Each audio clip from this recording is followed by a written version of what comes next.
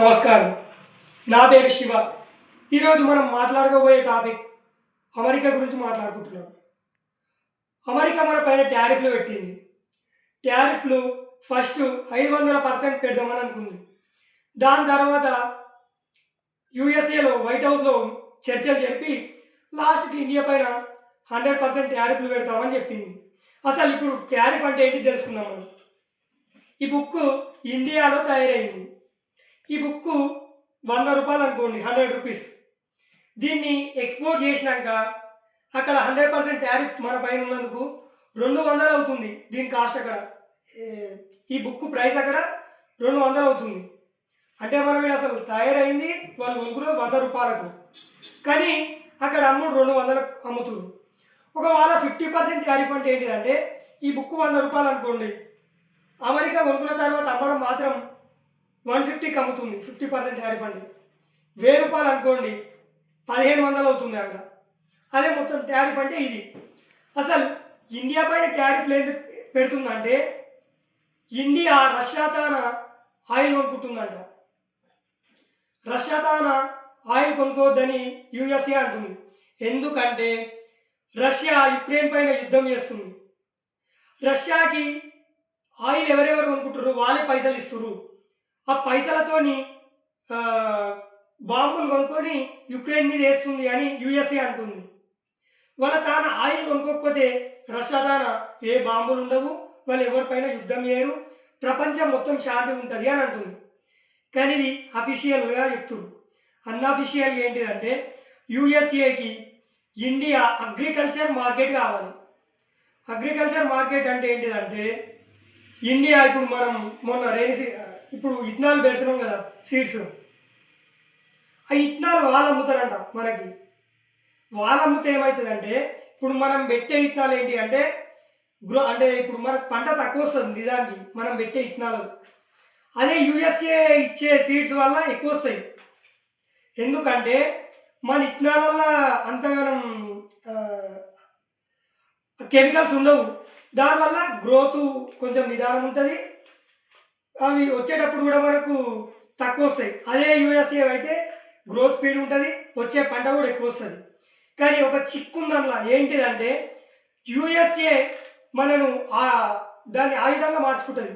ఎప్పుడన్నా వాళ్ళు ఇట్లే ఇచ్చి ఇచ్చి ఇచ్చి 10 సంవత్సరాల తర్వాత ఇథనాల్ బంద్ చేసిరు అనుకో, అప్పుడు మన సీడ్స్ ఇలా పెడతాం కదా, మన ఇథనాల్ కావు మన భూమిలో. అది వాళ్ళు ఒక వాళ్ళకు మనకు థ్రెట్ అవుతుంది. అది దానివల్ల ఇండియా ఒప్పుకోలేదు. వాళ్ళే అంటే మీకు అర్థమయ్యే విధంగా ఎట్లా చెప్తున్నా అంటే మనం అమెరికా తాను ఒక ఫైటర్ జెట్ మనం కొనుక్కున్నాం కొన్ని రోజుల ముందు. ఇండియాకి పాకిస్తాన్కి ఇప్పుడు ఒక యుద్ధం అవుతుంది. ఆ ఫైటర్ జెట్ ఖరాబ్ అయింది. అది అమెరికానే మంచిగా చేయాలి. అమెరికా ఏమంటుంది, మనం మీరు పాకిస్తాన్తో యుద్ధం చేయకుంది అని అంటారు. మనం చేస్తాము, ఇప్పుడు మనం కంపల్సరీ చేయాలంటే ఫైటర్ జెట్ మంచిగా చేయము అని అంటుంది. మేము ఫైటర్ జెట్ ఎప్పుడు మంచిగా చేస్తామంటే ఈ యుద్ధం అయిపోయాక మంచిగా చేస్తామని అంటారు వాళ్ళు. కాబట్టి మనకి ఏం లాభం? అది యుద్ధం అయిపోయాక ఫైటర్ జెట్ మంచిగా చేస్తే ఏం లాభం అంటే వాళ్ళు దాన్ని ఒక ఆయుధంగా మార్చుకుంటారు. ఇంకోటి డైరీ ఫామ్ మార్కెట్ కూడా అడిగారు. అంటే ఏంటిదంటే అక్కడ పాలు ఇక్కడ అమ్ముతారు. అమ్మితే ఏమవుతుంది, ఎక్కడున్న పాలు అదొక ఆయుధంగా కాదుగా. అంటే అక్కడ ఉండే ఆవులకు ఏం చేస్తారంటే గడ్డి వేస్తారు. గడ్డి కంటే ఎక్కువ ఆవును కోసి ఆవుకే వేస్తారు. నేను చెప్తే మీరు అందరు నమ్మకుండా వచ్చింది. ఇది కావాలంటే సెర్చ్ చేసుకుని గూగుల్లో. ఆవును కోసి ఆవుకే వేయడం వల్ల పాలు ఎక్కువ ఇస్తుంది అనమాట. ఇండియాలో ఇప్పుడు శాకాహారులు మాంసాహారులు ఇద్దరు కదా. మనం ఆవును ఒక దేవతలాగా పూజిస్తాం. ఆవును కోసి ఆవే తిని ఆ పాలు ఇస్తే మనం తాగాలి. మనకు కొంచెం ఇబ్బంది అవుతుంది. అదే కాక మనం ఇంకా అభిషేకాలకు వాడుకుంటాం, పూజలకు వాడుకుంటాం. చిన్న పిల్లలకు కూడా అంటే తల్లి పాలను ఎలా చూస్తామో ఆవు పాలను కూడా అలానే చూస్తాం. అందువలన మనం వద్దనను. అందు గురించి వాళ్ళు కొంచెం ఇండియా పైన కోపం కూరు. మెయిన్గా మీకు తెలవాల్సింది ఏంటంటే ఇండియా మార్కెట్ అనేది చాలా పెద్ద market. India is a world number 1 market. ఎక్కడ అమ్ముడు పోని వస్తువు ఇండియాలో అమ్ముడు పోతుంది. ఎందుకంటే మన బలం, మన పాపులేషన్, అది మనం గుర్తుంచుకోవాలి.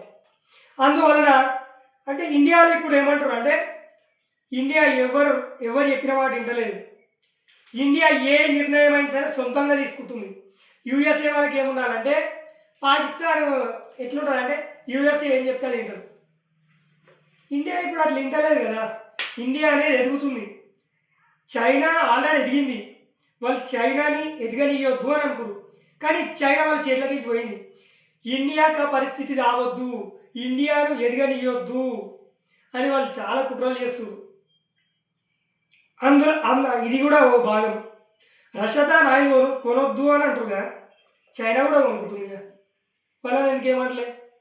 యూరోప్ యుఎస్ఏ ఫ్రెండ్స్గా యూరోప్ అనేటి వాళ్ళు, మరి వాళ్ళని ఎందుకు ఏమనలే?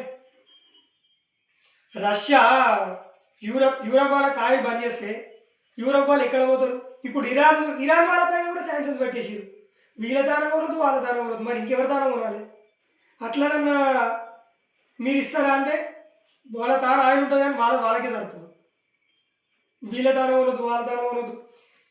ఇండియా మాత్రం ప్రజెంట్ అమెరికా మాట వింటలేదు. మరి ముంగటేమో చూద్దాం. ప్రజెంట్ అయితే ఇంకా మేము రష్యాతో ఆయిల్ కొనుక్కుంటున్నాము అని అంటుంది.